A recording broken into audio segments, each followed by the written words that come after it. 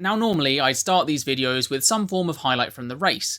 However, this was Monaco, where other than lap 1 when Sergio Perez and Kevin Magnussen decided to turn their cars into a million tiny pieces, not much really happened. And even saying not much happened is an understatement, as the red flag on lap 1 allowing everyone to change tyres took even the strategy out of Monaco, which is pretty much the one small thing it has going for it on race day, and maybe the occasional bit of weather.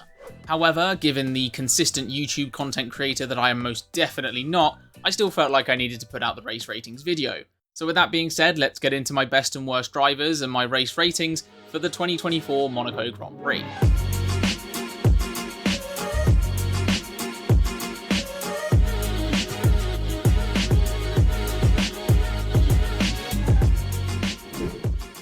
Starting with 5th worst here, and I've gone with Logan Sargeant. There's one main reason for this, which is forget the strategy, forget everything else that went on during the race. He was the only person I really remember who actually got overtaken, and I'm pretty sure it happened twice.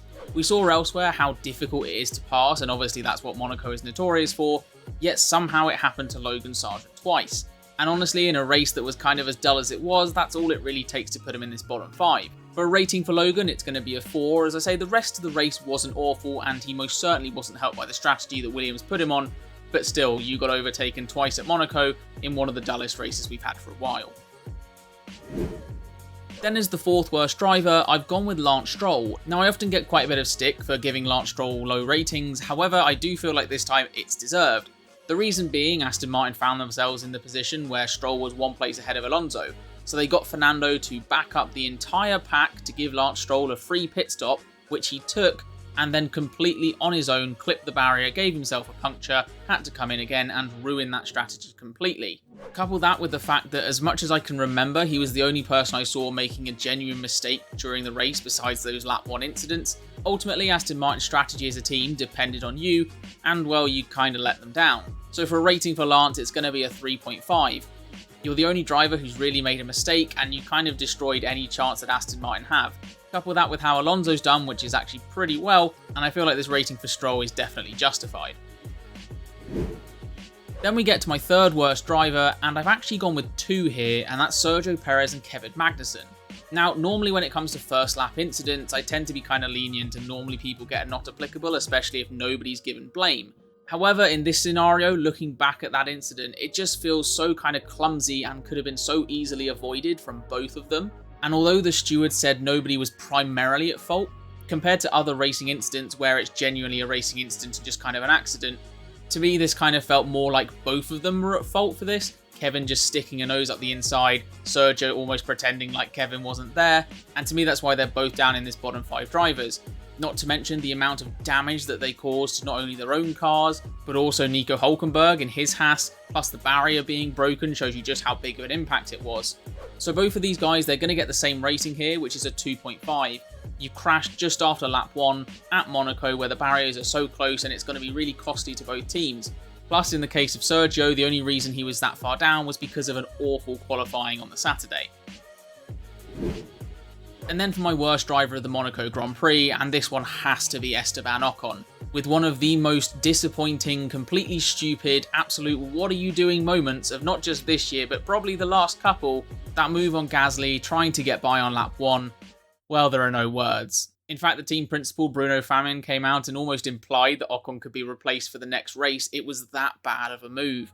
Basically, he's gone in on his teammate at Portier, sent it up the inside. The pair of them have made contact, Ocon's out of the race, Gasly I'm pretty sure had some damage, and well that could have been even worse and they both could have been out of it. There's not too much more to say for Ocon, it was pretty much as bad as that race could have gone, coupled with the fact that the person you've crashed into is your teammate. So for this one, his rating is going to be a 1.5, which to be honest, you may even say is generous. I guess it's only there because he made half a lap and didn't take out a load of other cars, a la Bottas 2021. Then we get into the top 5, and actually this was a bit more difficult because there were so many drivers that, well, just drove their race and didn't have anything else much to do. I mean, pretty much everyone said how dull a race it was for them to drive. But in 5th place, I have got Carlos Sainz. The reason being is in that front pack, you obviously had Leclerc in the lead, but then you had Piastri and Sainz and Norris behind. And out of those 3, I feel like they all had very similar races, but Sainz was able to hold onto his tyres quite well and put some pressure on Piastri towards the end, and that's why he's just come out ahead of both of those two to take this 5th slot. For a rating for Carlos, it's going to be a 7. It's hard to say it was an incredible race, but he has also taken one set of tyres the complete length, and out of those guys in that chasing pack, I feel like he probably gets the highest rating from me. Then in 4th place, the driver that I've gone for is George Russell. Now George was one of the drivers that started on the hard tyres, and so after lap 1 was forced to switch onto the mediums, and then had to take those tyres all the way to the end. And actually what I found looking back through this one is that if someone started on the hards and had to take the mediums the whole way, that does go quite well with these ratings, getting a slightly higher one. And for George, that's most definitely the case, coupled with the fact that he also held off Max Verstappen. Admittedly, it's Monaco, pretty much nobody is able to get past unless the car in front of you is Logan Sargent, but in this case George held him off well and Max just had to settle in behind. So rating wise for George, he's going to get a 7 like Carlos Sainz. Obviously he's not up at the front, but still P5 is a good result for him, and taking those medium tyres all the way to the end obviously adds to that as well. Now my 3rd best driver, and where Esteban Ocon was in the bottom 5, his teammate Gasly is in the top 5. Coming in at 3rd best, and the reason for that is, like George Russell, he went from the hards to the mediums the whole way. He was on the back of Alex Albon for pretty much the entire race, managing to put some pressure on the Williams, and so in general I feel like it's a decent performance from Gasly.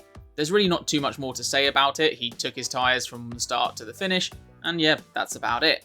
So rating wise, he's going to get a 7.5, sitting just above the likes of Russell and Sainz, but on the whole a very solid Sunday for Pierre.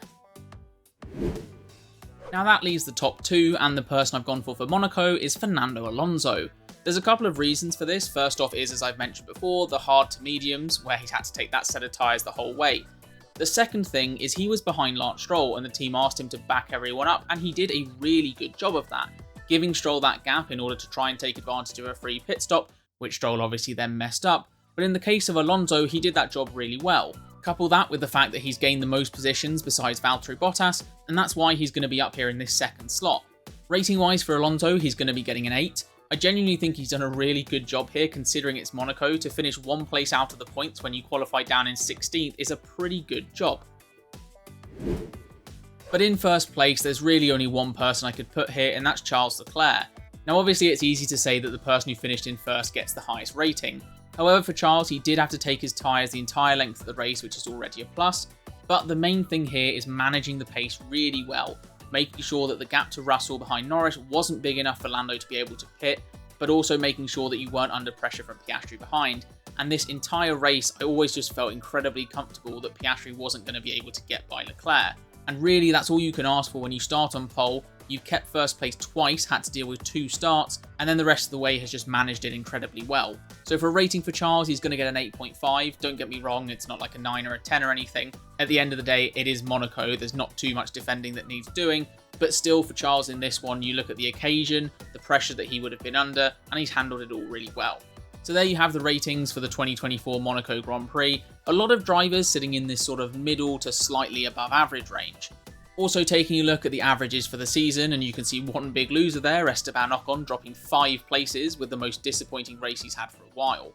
But anyways, that's all for now. Thank you very much for watching. I hope you have enjoyed, and if you have, make sure to give it a thumbs up, and also get yourself subscribed to the channel for content every single F1 race and various other videos throughout the year. But until next time, take care.